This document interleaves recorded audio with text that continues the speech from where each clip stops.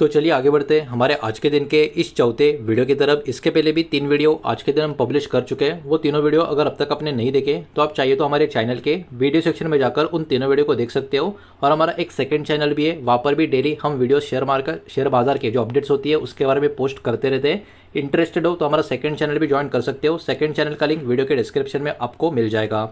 तो देखिए बहुत ही बड़ा यहाँ पर एक न्यूज़ आता हुआ नजर आएगा। हमारा जो रुपया है उसका जो ट्रेड है उसमें एक बहुत ही बड़ा बूस्ट आपको देखने को मिलेगा। क्यों, कैसे, क्या न्यूज़ है, मैं एक एक करके आपको बताने का कोशिश करता हूँ। तो एक्चुअली हो क्या रहा है, India is increasing international trade in rupees. तो देखिए इंटरनेशनल ट्रेड में अलग अलग करेंसी यूज़ होती है। अब तक हमने यही सुना था कि डॉलर का वहाँ पर ओवरऑल दबदबा है, लेकिन पिछले कुछ सालों में बहुत सारे चेंजेस होते हुए देखने को मिले। ओवरऑल कंट्रीज की सोच में बदलाव होता हुआ नजर आया है, इसलिए बहुत सारे कंट्रीज ने अपने खुद के करेंसी में भी ट्रेड करना शुरू कर दिया है और इंडिया भी उन कंट्री में से एक है। इंस्टेड ऑफ यूएस डॉलर अभी इंडिया इंटरनेशनल ट्रेड में बहुत ज़्यादा रुपया का यहाँ पर इंक्रीज करता हुआ आपको देखने को मिलेगा, जो अपने आप में हमारे रुपया के लिए एक बहुत ही अच्छी बात है। अब देखिए नंबर्स को ज़रा ध्यान से देखो। फरवरी 2026 की बात हो रही है, ठीक है। 14,000 करोड़ का जो इंपोर्ट है वो सेटल किया गया रुपीज़ में। मतलब ये अपने आप में काफ़ी ज़बरदस्त नंबर है और इसको रुपी में सेटल किया गया है। इतना ही नहीं, उसके बाद जनवरी 2026 की बात करें तो यहाँ पर भी 11,000 करोड़ का जो सेटलमेंट है वो रुपीज़ में किया गया है। तो दोनों महीने बड़े बड़े नंबर से फरवरी में जनवरी से ज़्यादा है, लेकिन ये पूरा का पूरा सेटलमेंट डॉलर में नहीं बल्कि रुपये में हुआ है। इंटरनेशनल ट्रेड की यहाँ पर बात हो रही है, इसका अंदाज़ा आपको लगाना होगा। तो कहीं ना कहीं ये शो करता है एक बहुत ही बड़ी ग्रोथ रुपया बेस ट्रेड में इंटरनेशनल लेवल पर इंटरनेशनल ट्रेड में होता हुआ देखने को मिल रहा है। देखिए अगर आपको ये समझ में नहीं आ रहा होगा ये इतना महत्वपूर्ण चीज़ कैसे बन गई, तो ये भी मैं आपको समझाने का कोशिश करता हूँ। और यहाँ पर हम सिर्फ हमारी कंट्री की बात करेंगे बिकॉज खबर हमारे कंट्री की है। तो देखिए अब इंटरनेशनल लेवल पर जो इंटरनेशनल ट्रेड हम डॉलर की बजाय रुपये में कर रहे हैं उससे क्या हो रहा है, उससे सेव हो रहा है हमारा जो इंपॉर्टेंट या वैल्यूएबल फॉरेन एक्सचेंज जो होता है उसको, मतलब डॉलर रिजर्व को यहाँ पर हम सेव कर रहे हैं। कैसे? बिकॉज हम इंटरनेशनल ट्रेड रुपीज़ में कर रहे हैं और इसके कारण इंडिया का रुपया जो है जो ऑलरेडी प्रेशर में, उसके ऊपर और प्रेशर आने का काम काफ़ी कम हो रहा है। इस बात को भी यहाँ पर आपको समझना होगा। मतलब एक्चुअली देखा जाए ये हमारी इकोनॉमी के लिए और हमारा करेंसी के लिए एक पॉजिटिव बात है। हेल्प करता है ये मैनेज करने में ट्रेड डिफिसिट जो अभी के टाइम पे 119.3 बिलियन डॉलर्स के करीब का आपको देखने को मिलेगा। फाइनेंशियल ईयर 2026 की बात हो रही है। इतना ही नहीं, ग्लोबल इशू जैसे अभी के टाइम आपको मिडिल ईस्ट का टेंशन देखने को मिल रहा है, इन्वेस्टर का आउटफ्लो भी नजर आ रहा है। तो ऐसे टाइम पे भी ये जो इंटरनेशनल ट्रेड हम अपनी करेंसी में कर रहे हैं ये भी अपने आप में काफ़ी यूजफुल रहता है। तो ये कुछ इंपॉर्टेंट पॉइंट्स है इंटरनेशनल ट्रेड जो खुद की करेंसी में करने के बेनिफिट कैसे मिलते हैं और इसके पीछे क्या क्या रीजंस होते हैं। अब देखिए रिजर्व बैंक इंडिया का अब इसमें रोल क्या है ये भी आपको समझना पड़ेगा। लॉन्ग टर्म का स्ट्रेटजी यहाँ पर क्या है, प्रमोट करना रुपये का जो ओवरऑल इंटरनेशनलाइजेशन जो हो रहा है उसको, तो ये आरबीआई का काम है इसको प्रमोट करने का, ठीक है। इसके अलावा जो ट्रेड सेटलमेंट है रुपीज़ में उसको एनकरेज करना, ये भी आरबीआई के द्वारा उठाया गया एक कदम है। लॉन्ग टर्म स्ट्रेटजी में इसको काउंट किया जाता है। और इतना ही नहीं, यहाँ पर और भी ज़रूरी बात ये निकल कर आती है, ये एक्चुअली और भी ज़्यादा सस्टेनेबल मूव देखने को मिलता है compare to short term intervention जो होते हैं उसमें। तो ओवरऑल ये वाला जो कदम है आरबीआई के द्वारा लिया जा रहा है अपने रुपये के लिए, करेंसी के लिए, ये भी अपने आप में काफ़ी अच्छा है। अब देखिए शॉर्ट टर्म मेजर्स की यहाँ पर अगर हम बात करें तो लिमिट बैंक करेंसी का जो एक्सपोजर है 100 मिलियन डॉलर के करीब का यहाँ पर आपको देखने को मिलेगा। इसका एम क्या है? इसका एम ये है कि स्पेकुलेशन को यहाँ पर कम करना और जो वॉलेटिलिटी होती है उसको यहाँ पर कंट्रोल करना। आरबीआई का कहना यही है कि ये जो पर्टिकुलर यहाँ पर कदम लिए जा रहे हैं ये टेम्पररी स्टेप से परमानेंट कंट्रोल नहीं है। ये भी आरबीआई की तरफ से क्लैरिटी आते हुए हमको यहाँ पर देखने को मिल रही है। लेकिन फिर भी आप में से कुछ लोगों को यही लगता होगा ये अचानक से रुपया में इतना कुछ सालों से जो चल रहा था डॉलर का दबदबा और फिर से पिछले कुछ सालों में बहुत सारी कंट्री अपने आप अपनी करेंसी में इंटरनेशनल ट्रेड कर रही है। तो देखिए यहाँ पर आपको समझना होगा ग्लोबल ट्रेंड को। ग्लोबल ट्रेंड जो अभी के टाइम पे बन रहा है बहुत सारे कंट्रीज़ का मिलके, कॉन्टिनेंट्स का मिलके डी डॉलराइजेशन का बन रहा है। तो एक्चुअली ग्लोबल लेवल पर क्या क्या चीज़ें हो रही है ये भी आपको समझना होगा। बहुत सारी जो कंट्री है वो ट्राई कर रही है रिड्यूस करना अपना जो डिपेंडेंसी है अमेरिका के डॉलर है उसके ऊपर। जैसे एग्जांपल के लिए चाइना प्रमोट कर रहा है युआन को जो उनका करेंसी है। इंडिया का अप्रोच क्या है? इंडिया का अप्रोच है कि इंडिया फोकस कर रहा है एक्सचेंज रेट का जो रिस्क है उसको कम करने के लिए और जो फॉरेन करेंसी है उसको बचाने के लिए, इसलिए इंडिया इंटरनेशनल ट्रेड रुपीस में कर रहा है। इसके लिए इंडिया के जो एग्रीमेंट्स है ये भी यूएई, इंडोनेशिया, मालदीव के साथ होते हुए आपको नजर आएंगे। मतलब इन कंट्रीज के साथ इंडिया का मैक्सिमम सारा का सारा, या आप कह सकते हो मैक्सिमम ट्रेड जो है वो रुपीस में ही होता हुआ नजर आएगा।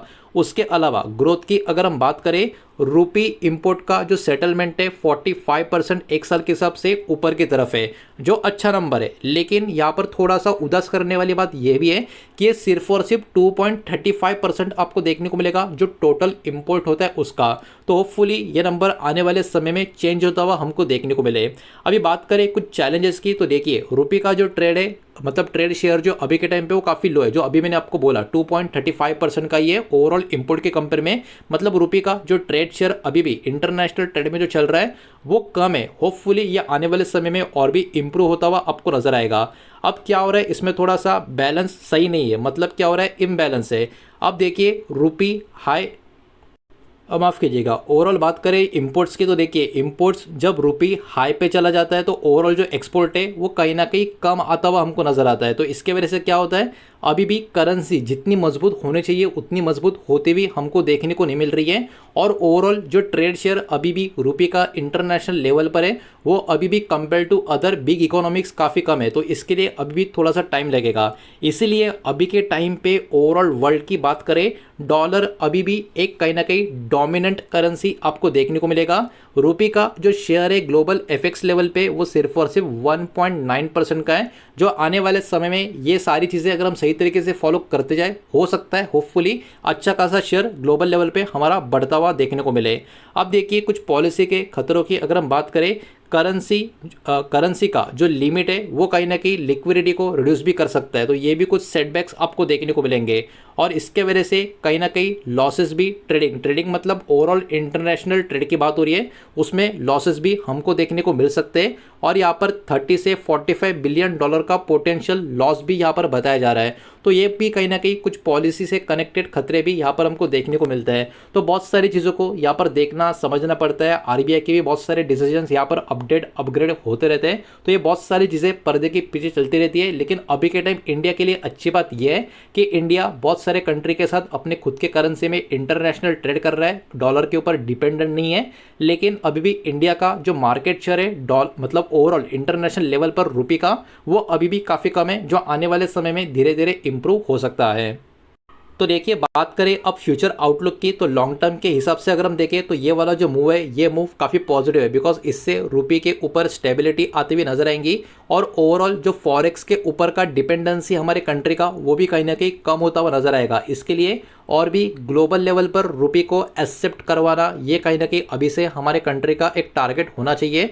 उसके अलावा लिक्विडिटी को भी और बेटर करना चाहिए और पॉलिसीज़ हमारी जो है उसको और स्टेबल करना होगा, तभी इसमें और सारी चीज़ें बेहतर होती रहेगी।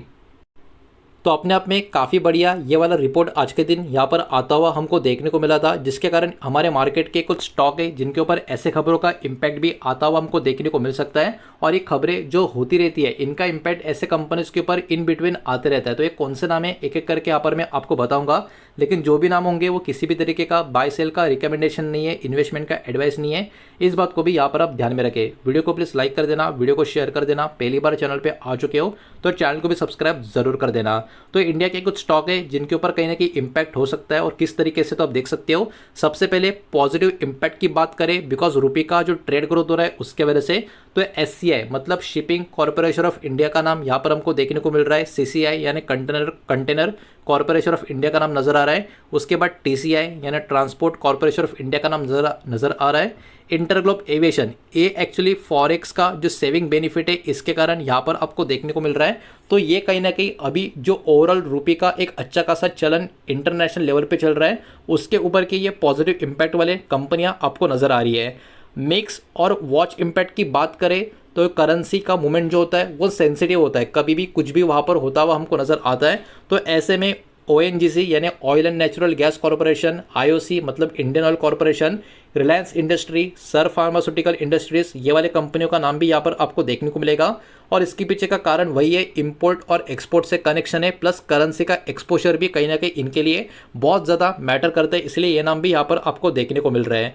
आप देखिए इस रिपोर्ट से या इस इंडस्ट्री से या ओवरऑल इस पर्टिकुलर आप कह सकते हो खबर से सेंसिटिव टू आरबीआई एक्शन, मतलब आरबीआई के जो भी एक्शंस होते हैं उनका एक बहुत ही अच्छा खासा इम्पैक्ट जिनके ऊपर आता है वो होते हैं बैंक्स और फाइनेंशियल्स। तो उसमें कहीं ना कहीं SBI, HDFC bank, ICICI bank, इनके नाम भी यहाँ पर आपको देखने को मिलेंगे।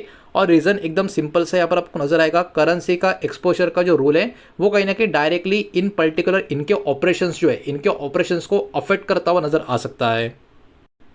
तो कहीं ना कहीं ओवरऑल एक बहुत ही बढ़िया रिपोर्ट यहाँ पर हमारे इंडिया की जो करेंसी है उसके ऊपर आते हुए हमको देखने को मिल रही है, जो ओवरऑल अभी के लिए एक अच्छा अपडेट निकल कर आ रही है। होपफुली आने वाले समय में इसके ऊपर और भी अच्छा खासा पॉलिसी वर्क और भी सारी चीज़ें होकर हमारा करेंसी का ट्रेड इंटरनेशनल लेवल में और बढ़ जाए, मार्केट शेयर और बढ़ जाए, तो काफ़ी अच्छी बात ये हमारे कंट्री इकोनॉमी के लिए होती हुई नज़र आ सकती है। यही सारा डेटा इस वीडियो के माध्यम से आपके सामने प्रेजेंट करना था। सारा का सारा data educational and informational purpose के हिसाब से इस बात को यहाँ पर आप ध्यान में रखें, और किसी भी तरीके का इन्वेस्टमेंट का एडवाइस, रिकमेंडेशन या ओपिनियन यहाँ पे आपको किसी भी कंपनी के स्टॉक की नहीं दे रहा हूँ और ना ही मैंने दिया है, ये भी बात यहाँ पर आप ध्यान में रखें। उम्मीद करता हूँ वीडियो समझ आया होगा, पसंद आया होगा तो वीडियो को लाइक करें, दोस्तों से शेयर करें। पहली बार चैनल पे आ चुके हो तो सब्सक्राइब भी कर देना, और कोई भी स्टॉक में निवेश करने से पहले खुद की स्टडी रिसर्च जरूर करें, फाइनेंशियल एडवाइजर की सलाह जरूर ले। मिलते हैं नेक्स्ट वीडियो में, धन्यवाद।